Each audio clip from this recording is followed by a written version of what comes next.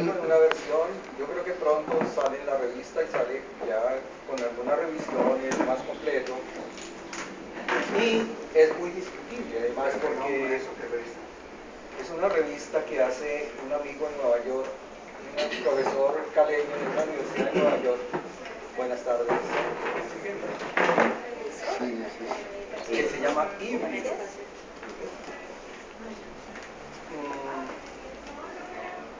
Y es un texto muy discutible, empezando porque es una variación, es decir, lo que yo hago es tomar el texto de Borges y comentarlo, ampliarlo un poquito, hacerlo más asequible. No es mucho lo que aporto ahí, pero de alguna manera, la manera como está escrito es un desafío para el otro. Porque, en últimas, lo que estoy pensando ahí, lo que yo pienso es que el pensamiento no es un problema de un hombre, sino de todos.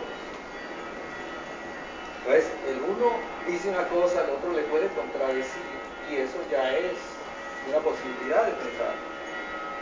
O le agrega, le aumenta. Entonces, ese texto sería bueno mirarlo luego.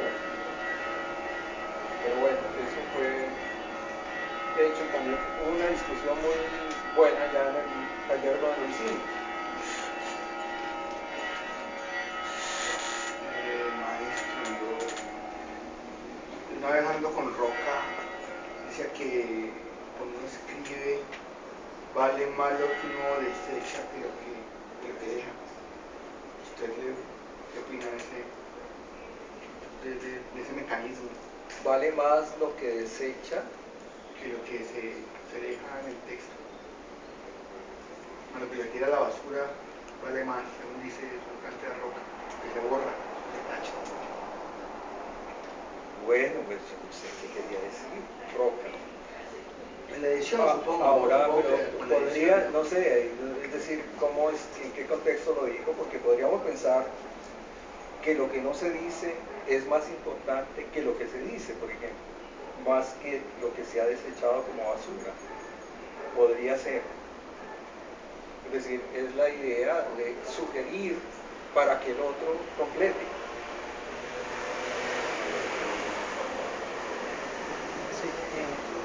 Es decir, siempre la escritura y en general la poesía es un desafío al otro. Es como que no dice totalmente, porque es que el otro tiene que elaborar. Tal vez era en ese sentido, porque muchas de las cosas que se votan, por supuesto, es lo que uno considera ya ripio, que no sirve. yo creo que a él se refiriera cuando uno está escribiendo, uno se enamora de elementos o de situaciones o de fragmentos que para uno son vitales, pero que cuando uno los lee y los expone, los demás dicen, no, pero es que mira esta situación, mira esto no, y no, pero no lo quiero sacar, es que esto me encanta porque además yo trabajé muchísimo y en fin, ¿no? Él decía que creo que iba más por ese lado, de también hay que, no está escribiendo en el proceso creativo, debe también abandonar algunos aspectos y no casarse tanto con los textos o con las creaciones que uno tiene. Pues eso sí me parece cierto. Es decir, uno se enamora con frecuencia de textos que no valen la pena. Y solamente con el tiempo se puede dar cuenta uno mismo que eso no tenía valor, ¿cierto? Es como el tiempo, el maestro que dice qué vale y qué no vale. Para nosotros somos apresurados. Por ejemplo, uno puede escribir y dice, le voy a dar 3 meses a esto para verlo. Pero Horacio Quinto Flaco decía que había que volver sobre un texto después de 9 años. Y piensen ustedes en ese tiempo, que en ese tiempo uno podría ver un texto con claridad y saber si había un valor o no había un valor. Pero si es en ese sentido, pues es muy, muy interesante la propuesta de Roca, es decir, sí, nos enamoramos, la mayoría es basura, como dejemos ya el tiempo un poco para mirar. yo creo que también es importante, a veces uno siempre en la escritura, uno siempre se concentra como en el producto final, ¿no? O sea, uno siempre muestra ese cuento que ya está terminado o el poema ya finalizado, pero a veces uno en el ejercicio de la escritura a veces también como que no le da la importancia a esos tachones, a esas enmendaduras, a qué fue lo que uno hizo para llegar a lo que está al final, ¿no? Entonces, esas palabras que a veces se omiten y todos esos ejercicios de peluquería también son valiosos, ¿no? Y a veces uno los coge y coge, rasga, bota y desecha. Y después uno no se da cuenta del valor que tiene eso, de que hay a veces hay, tal vez lo que yo hago tras de las artes plásticas, ¿no? Pero pienso que las piezas, lo que uno hace de cualquier ejercicio, no solamente es el producto final, sino también lo que uno va haciendo en el camino y tiene tanta validez como lo que se hizo al final. Y tanto en el poema como en el ejercicio de hacer una novela, la escritura, todo eso cuenta una historia y un ejercicio del pensamiento que es necesario rescatar, ¿no? Pero pues uno a veces por el afán de uno querer mostrar pues de que la lumbrera, la genialidad y que deja y todo eso coge y lo guarda y lo mete por allá. Y eso no, es como decir uno negar el hijo bobo, ¿no? El hijo bobo, el que uno no quiere que nadie vea, ¿no? Pero pues eso también es importante porque dice de uno ese proceso. Puede ser y puede no ser. Es decir, en las artes plásticas muchos pintores hacen sus ejercicios y eso es muy valioso. Luego se publica y uno se da cuenta de la evolución pero muchas de las cosas que hacemos los comunes y corrientes pueda que no tengan valor.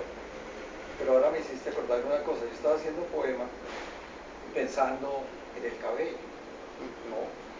Este soy yo, y ustedes se pueden tocar, son ustedes. Pasa el peluquero, les corta el cabello y ese que empiezan a barrer, ¿no? Ese ya no es uno.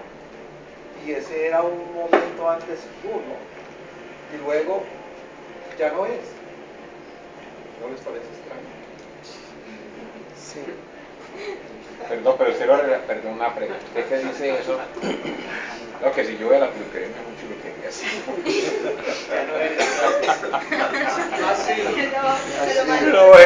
Pero entonces, a ver, yo entro, de pronto sé lo que, a ver, es como por ejemplo, se basa ese en el aspecto tiempo, porque por ejemplo, si estamos a ver cómo, en este instante yo estoy haciendo esto, cuando dejo de hacer, ya no es esto.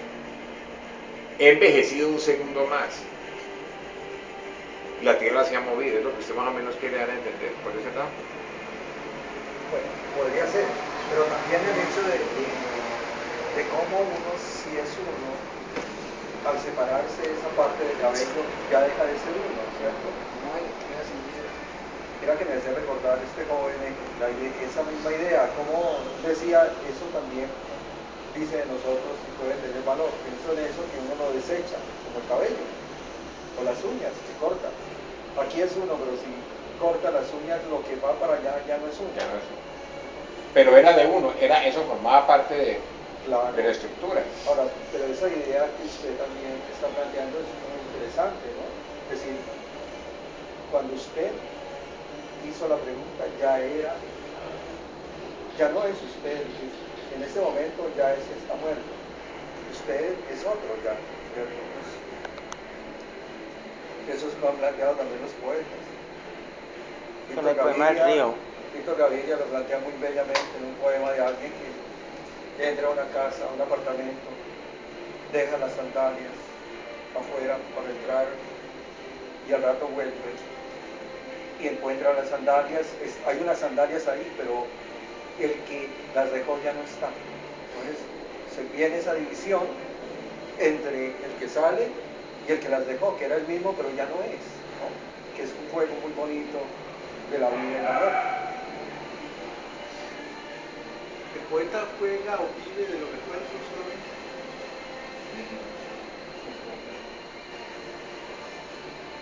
A ver.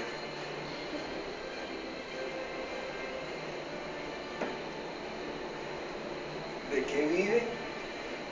Para su escritura en gran parte de los recuerdos, pero no solamente de eso, ¿no? Es decir, lo pasado se está reelaborando. Nunca lo podemos traer como era. Vuelve en el lenguaje y al volver en el lenguaje vuelve cambiado ya.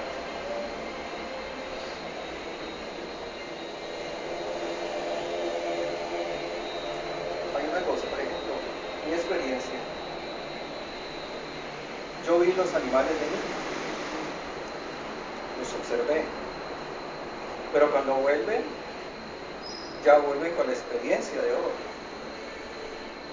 o del momento en que la escribí, que ya son más de 30 años, pero es decir, no pueden volver iguales, por supuesto, ya están reelaborados. Entonces sería vivir de los recuerdos también, y el presente reelabora. Aunque el presente ya se fue desde tu pregunta en ese momento. Entonces, perdón, según eso entonces la historia, lo que nos enteramos de los hechos acaecidos en el pasado, cuando nosotros nos lo cuentan, de pronto no es así, han habido cambios. Por supuesto. Es decir, nada se puede traer desde la afuera porque el hombre está viendo desde dentro. Es decir, nadie podría decir esta es la realidad porque está elaborado. Es una construcción lo que hacemos de la realidad y por tanto de la historia, ¿no? Y ahí hay muchos intereses. Podría quitarse algo de que no ocurrió tal cosa, modificarse, la historia vuelve y se reescribe, ¿no? Y la historia del país nuestro sería bastante modificada si la vemos en ese tiempo con un ojo muy crítico.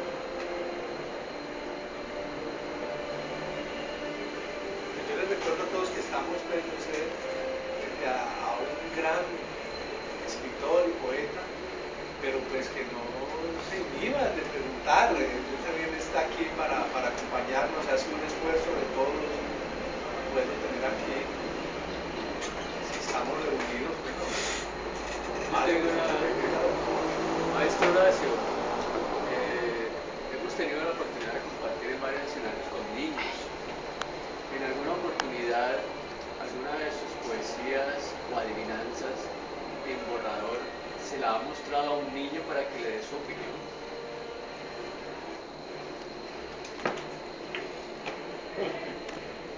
No, he despreciado a mí. No, sin darme cuenta. Por supuesto que no. Pero sí sería una experiencia muy buena, ¿cierto?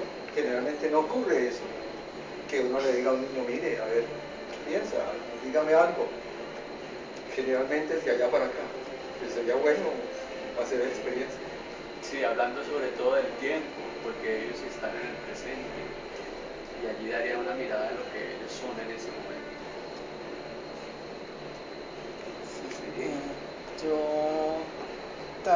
Yo estoy pues leyendo el artículo que publicaron en la Gaceta y he leído algo de tu poesía y yo veo que hay poemas que se refieren mucho a lo que fue como la infancia que tuvo, ¿no? Y la importancia de su madre pues en ese proceso de recordar todo ese lenguaje, de cómo las personas, de cómo el campesino habla, se expresa y cómo fue esa relación entre ver esa parte como habla la persona, el campesino, la persona en la vereda y esa relación con la poesía. que pues sí, eso es. Bueno, mire,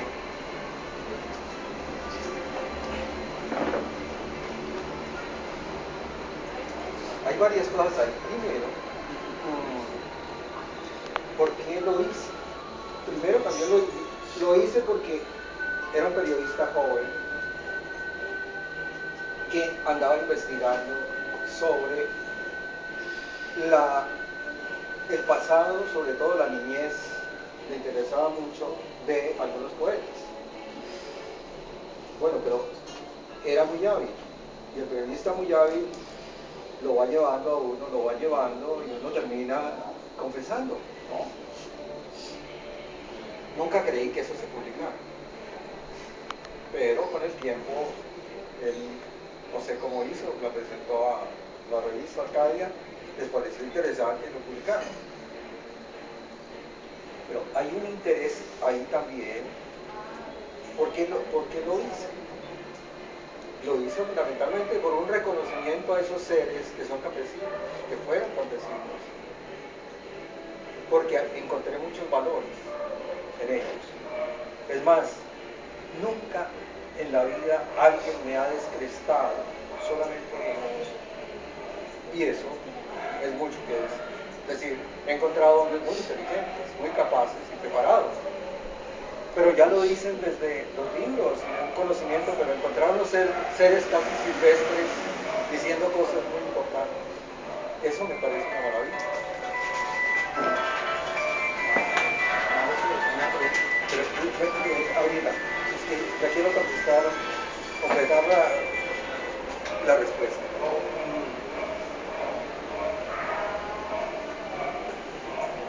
Hoy estaba pensando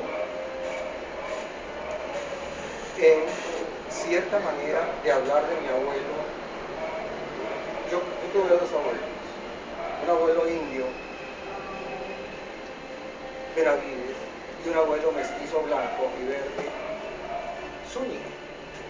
Y lo digo porque mi madre los retrató a los dos hablando, y el que tenía sangre blanca era afanoso, trabajador, se levantaba a las 2 de la mañana a trabajar, 3 de la mañana a coger el café, un afán por trabajar muy grande, que eso es una cosa propia del blanco, ¿no? Y retrataba al indio como sereno, calmado. Bueno, ahora, al que conocí fue al mestizo blanco, y tenía una forma muy particular de hablar, y no lo recuerdo yo, sino que lo recordaba mi madre. Miren esto.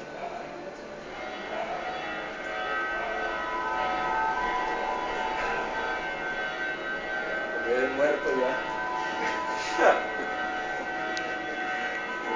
Tocaron campana. ¿Qué pasa? Desde aquí lo que dice.